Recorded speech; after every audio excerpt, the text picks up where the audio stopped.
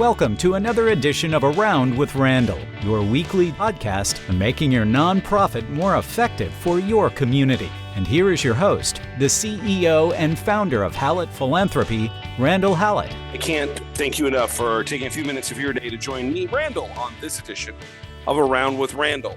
Depending on when you're listening to this, and it's more likely from a timing perspective in what I'm going to compare it to, that it's more my time.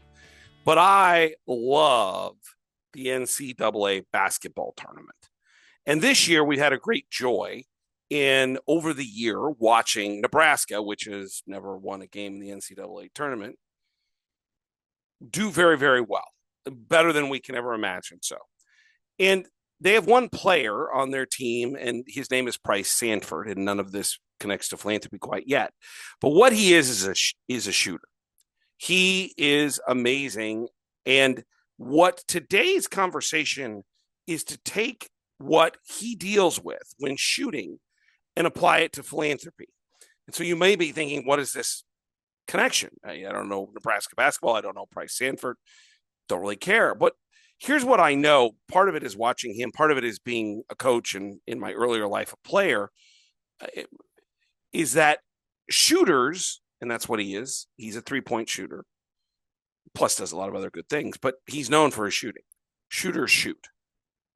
And you might not be a basketball aficionado and go, what does that mean? Well, shooters in basketball keep shooting because they know that eventually, based upon the way that their mind works, the way that they've built their legacy, their career, their kind of the thought process, the way they approach the game, is they have to shoot. You can't make a basket if you're not shooting.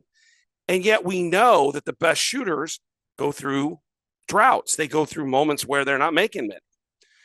And in basketball, we want those players, the ones that are good at scoring, shooting, to keep shooting.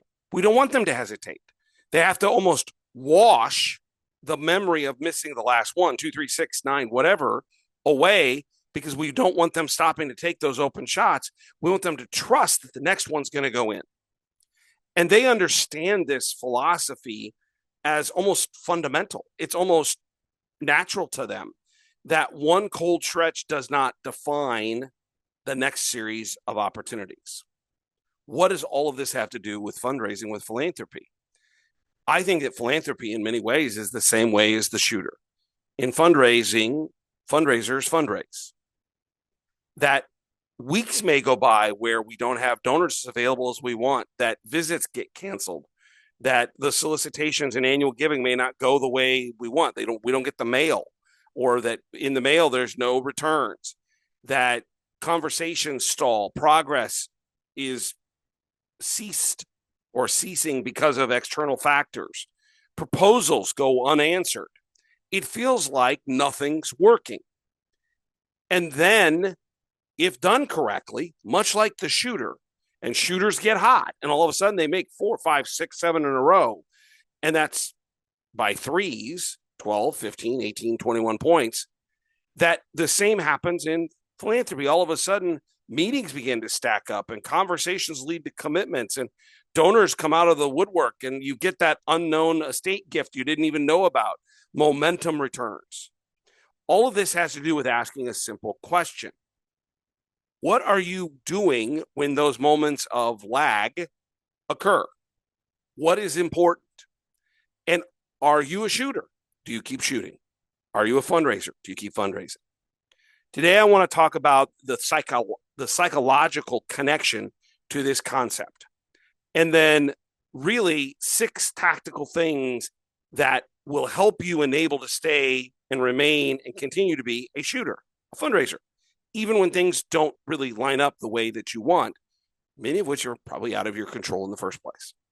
So let's start at the top, as we always do, and work our way down to the tactical, is the psychology of missing, the psychology of not getting what you want. That when in fundraising, when we think something's amiss, i.e. we're not getting things to go the way we want, that things like rejection, silence, and delay are an ever-present part of our life. That donors maybe decline, that response rates decrease, visits don't materialize, this is a psychologically very human factor, whether you're a shooter in basketball or a fundraiser, and you're having these moments where things aren't going as well as you want. There's a psychological effect to this. It's called loss aversion. That mentally we want to avoid loss, that negative consequences, negative outcomes from a humanistic, emotional, psychological perspective, we try to avoid. So if the same thing happens over and over and it's negative, the loss aversion instincts inside of us say, well, I'm going to stop doing that because it doesn't feel good. I don't like it. It hurts. I feel negative towards it. And there's a validity to that feeling that, well, if I don't do it, then I don't have to worry about it. But over time, loss aversion leads to other things. It leads to things like hesitation. Like you think it looks good, but should you do it? In a shooter's world, that shot's open, but I've missed the last 6. Now I'm hesitant. And shooters, when they're hesitant, don't make shots. Fundraisers, when they're hesitant, don't make connection, make contact, make relationships deeper. Gift officers, in this case, will delay calls. They'll maybe stop asking for visits. They'll spend more time maybe prepping than actually engaging. And what happens is there's a decline in outcome, and it becomes discouraging. And over time, what we find is that we see the numbers drop. This is why I don't believe in month over month hard comparisons or breakdowns of our strategy or goals by month, not for goals, but for execution. Because there are things we can't control in this. And this idea that everything should be totally equal in quarters or months or weeks, it's just not realistic in our profession. But the effort we put into it can be. So we're going to differentiate between results and effort. High performers in this field look at effort different than outcome. And the same is true with shooting. But in our world, what we need to know is that to get back on track, we have to put forth the next shot, the next effort, control what we can control. If activity slows because our confidence or our belief system, our thoughts around what we do and how we do it, around the activity that we need to be leading and engaging in, what happens is pipeline shrinks, metrics shrink, and we stack up month after month of negative performance outcomes. Now it builds a deficit, and now we have a problem. I would be remiss if I didn't bring, because I'm a nerd and I like to do this, bring some math into this as well.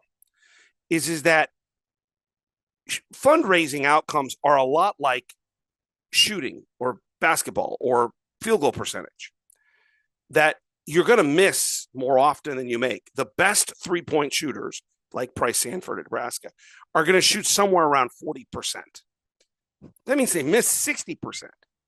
It's just like philanthropy. If we're closing 100% of our proposals, I would argue that we're not asking for enough money or asking or pushing the envelope in terms of the relationships. This matters over time when we talk about a mathematical concept called regression to the mean.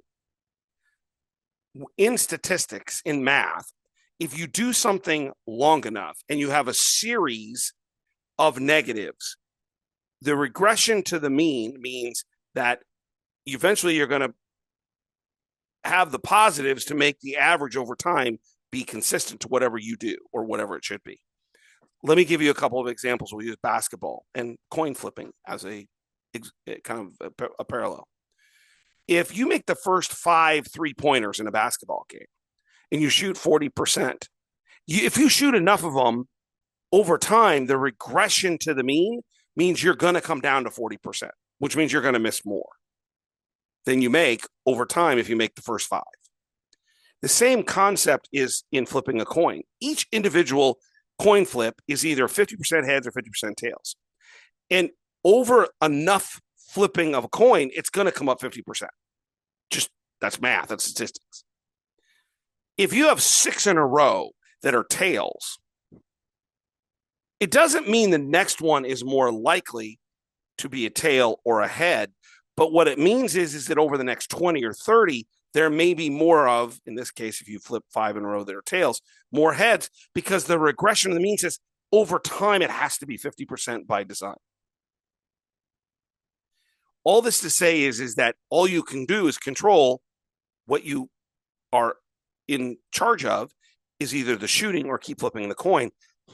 Now let's change it to what we do in philanthropy.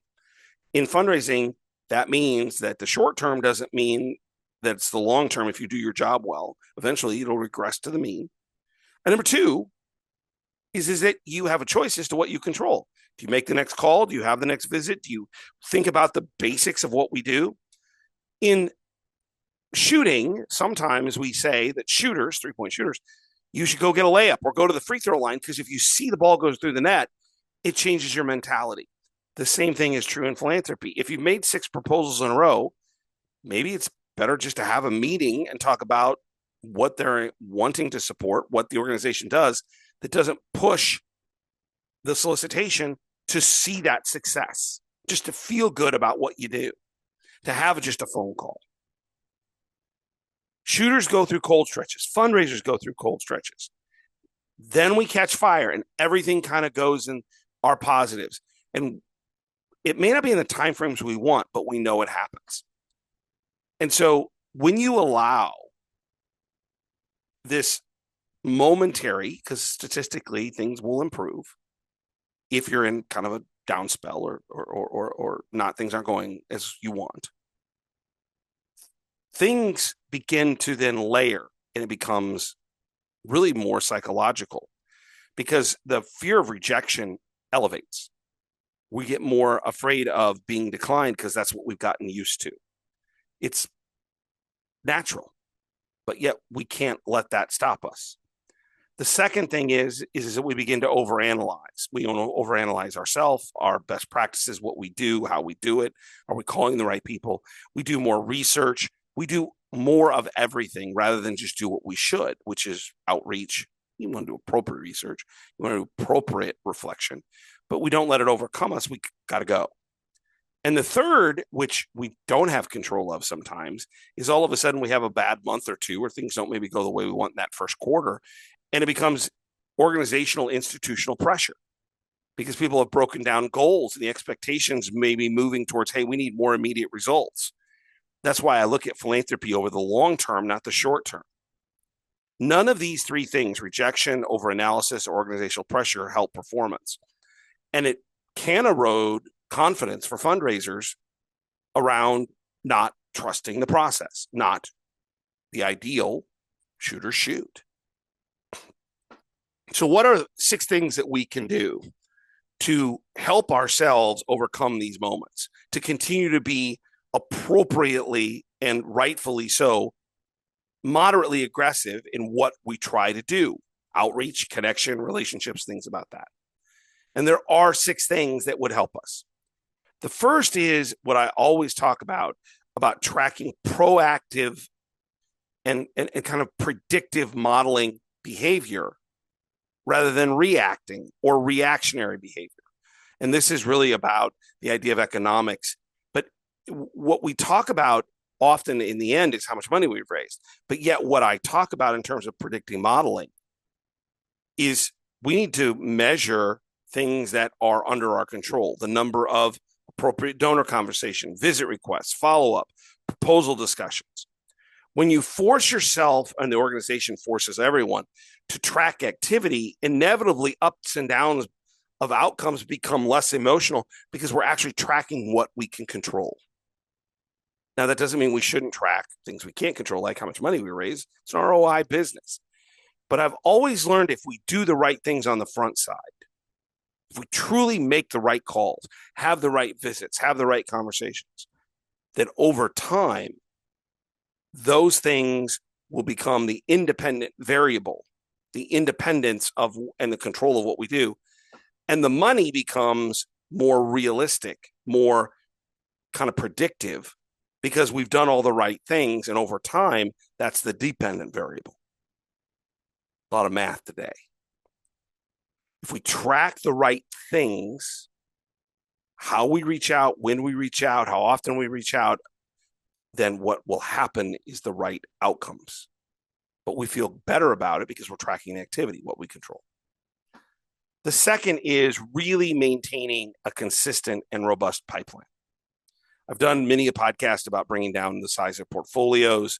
I've talked about the idea of how you have to bless and release people, because you can't just keep calling someone 51 times if they don't ever respond. At a certain point, 3, 4, 5 phone calls, 2, 3, 4 emails. If they don't respond and they aren't a long-time donor, you got to let them go. Bless and release them. Let them go. We'll give them some annual fund opportunities. Or if you mail someone 4, 5, 6 times, at a certain point, quit mailing because it costs money. Shooters keep shooting because they know the opportunity is coming. The reward is that 3-point. In fundraising, that means we need to have a broad portfolio, because when the activity centers on a fewer number of people who are, because of unique circumstances or just chance, all in the same boat, what happens is those delays become more magnified because we have a smaller group of people that we're depending all of our results upon. We need the widest, reasonably, pipeline possible, the best possible prospects. Grateful patient, probably in healthcare, alumni and other community leaders in education, your longtime donors in any nonprofit, and they're $10. Have a plan giving conversation with them. They've given you for 10 years. I'd like to know why. Realize that the pipeline development, constantly bringing the right level of new people that are most likely to give, will lessen the idea of feeling that stagnation. And that's a part of overcoming the concepts of rejection and overanalysis, and then working through the organizational pressure. You have more things to control and the things that you can do with different people. The third is that we need to separate the two concepts, silence from rejection. I want to start with a basic premise, though. If every time you reach out to someone and all you do is ask them for money, there will be a point where they won't respond. There is silence, and that is rejection. But if we do our jobs correctly, if we really develop relationships, if we concentrate on what they're trying to accomplish and listen 2/3, 1/3 talk, 2 ears, 1 mouth, use them proportionally, what we get is a more deeply held, more realistic, more dynamic relationship with donors, which means we can think of silence not being rejection. Donors have many reasons they do and don't call. I had this had nothing to do with philanthropy, but I had a long-time friend who needed to chat about something. And this last week was just not the week for me. It's been crazy. And they finally sent me a text, and I take blame for this. This is on me. But they finally reached out and say, hey, they first started with, did I do something wrong? And then it was, are you okay? And I should have responded. It was foolish of me. And just said, hey, I'd love to chat. It's the next 3 or 4 days are crazy. Unless it's an emergency, can we push this off till the end of the week? I didn't do that. That's my fault. But they took it as silence being rejection. And I covered this with them. And I said, first of all, I screwed up. I should have responded more quickly. But secondly, just because I'm silent doesn't mean I don't want to talk to you. It just means that moment's not perfect unless it's really, really important. The same is true in philanthropy. Professional persistence matters. We need to continue to do outreach. So if you don't hear from a donor when you want to hear from them, send an email follow-up in 10 days. Say, hey, I left your voicemail. Sorry I didn't hear from you. Sure, you're busy. I'd love to hear from you. Love to find some time to chat.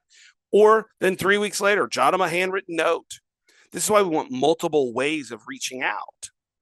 But we have to be diligent and not take silence. Well, I made the call. They never called back. If you've done anything else, silence isn't necessarily rejection. If we build the relationships in the right way, we have to be okay with silence, but with knowledge that we need to do some outreach to close those communication gaps or opportunity gaps. Number 4 is a realization, and maybe a better way to put it is to normalize slumps, quiet times. An experienced fundraiser can point to a million different periods where nothing seemed to move forward. And then the dam broke and everything happened. It is really important to realize these are cycles. which goes back to what can we control. Short-term droughts, so to speak, do not invalidate the work we do. If we're really building relationships, times come and go where we have interaction. And the other thing is, going back to what we're talking about silence not being rejection. Our donors have lives. Our volunteers have lives. Our board members have lives. They run into challenges and issues.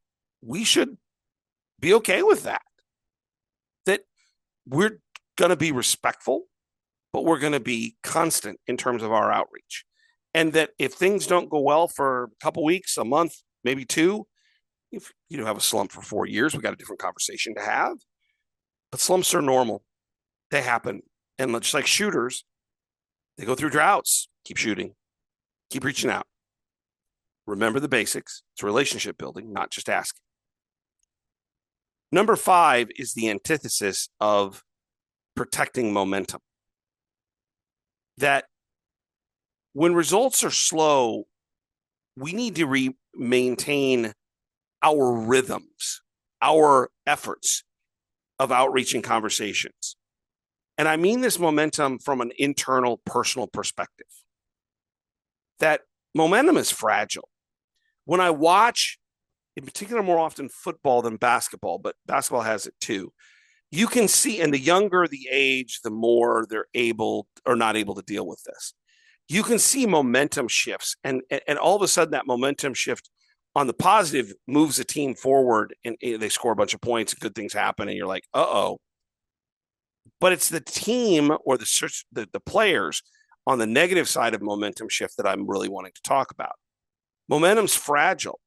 And so when activity drops, when we think about philanthropy in our jobs, it's tough to rebuild that. But the way to rebuild it is to go back to the basics, i.e., make phone calls, stop by somebody's office, write them a note, say thank you.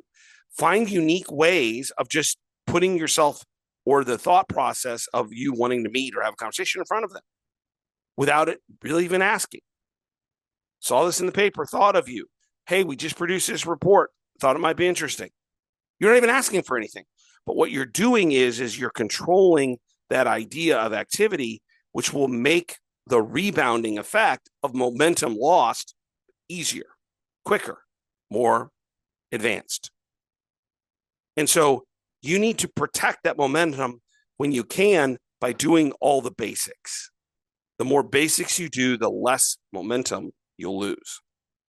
And the final is, particularly if you are not alone in an office or an organization or a fundraiser or whatever, celebrate success to see the team win.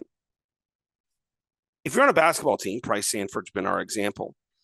There have been plenty of times where, because he's very well understood, he's the cornerstone of scoring for the Nebraska basketball team, where the other team puts multiple guys on it. They're just not going to let him score. But yet, there's Sam Hoiberg or Butengel or whomever, and that's a real name, scoring, and you see Price smile. You see him celebrate with his team, with the success of the greater organization. And that actually, endorphins are released, and you feel better about who you are because you see yourself as a bigger effort, part of a larger group, a team effort. It's a team game. Even if you're the only fundraiser, the organization is doing great things, serving food, providing education, providing healthcare, whatever. When you see others succeed, you're more likely to look at what you're doing more positively, to engage in those moments when things aren't going well. And it's their hard work. As long as their success is based on hard work, you don't want to feel like, well, that's not fair. I'm working my tail off here, and they did some success and had success and didn't do anything. But if the organization's working hard, if people are working hard, celebrate with them. It'll make you feel better. It'll make them feel better. It'll make the organization more successful. And that all leads to the idea of changing that momentum. So track activity. Review the 6. Track activity. Always have a consistent pipeline. Realize if you're doing your job correctly, silence is not rejection. That we want to normalize slumps. They happen. That we want to protect that momentum, go back to the basics, and we want to celebrate as a team so we feel better about ourselves. If you do these 6 things, what you end up with is being a shooter. Shooters shoot. They wash those negatives. They move on to the next thing. When they miss a shot, they take the next one. And for us, donor relationships are built over time. They not happen in one moment. And that conversations develop slowly. Trust develops slowly. It takes time. But those that are consistent with the basics and the outreach are going to be the ones that are successful. And eventually, your philanthropic shots, they'll begin to fall too. Realize that this is an up and down game. It's not perfect. The rejection, that decline, that negative outcomes, and they're really negative. They're just not gifts closed. Happen more often than the ones that do. We need to keep shooting. You need to keep shooting. Be unafraid to be a positive influence in your community and on your donors for the things you believe in, the mission of your organization. Don't always ask, and completely legitimize what is most important in our profession: trust in the relationship building process. You do those things, you'll score a lot of points. Don't forget to check out the blogs at Hallett Philanthropy, 2 per week, 90-second reads, things that I see, think about, read, just things to get you thinking. hallettphilanthropy.com/blog. You can get an RSS feed right to you. If you'd like to reach out to me, make a recommendation for a particular subject, podcast at hallettphilanthropy.com. We need philanthropy. We need nonprofits. We need you. You are part of the gap. And I always talk about that gap. Free enterprise doesn't want to do certain things because it doesn't make money. Government's not all that efficient. And in between, that's where nonprofits and philanthropy live, to serve the greater community. All this is to say is that what you do is incredibly valuable and incredibly important. And I hope you've said that. Don't forget my favorite saying. Some people make things happen. Some people watch things happen. Then there are those who wondered what happened. You're someone who makes things happen. You're someone who partners with others who make things happen for the people, the things, the organizations, the moments where people are wondering what happened. That's an amazing way to spend a career and feel good about who you are. To, in some ways, keep knocking down those threes to help your team win. We'll look forward to seeing you the next time, right back here on the next edition of Around with Randall. And don't forget, make it a great day.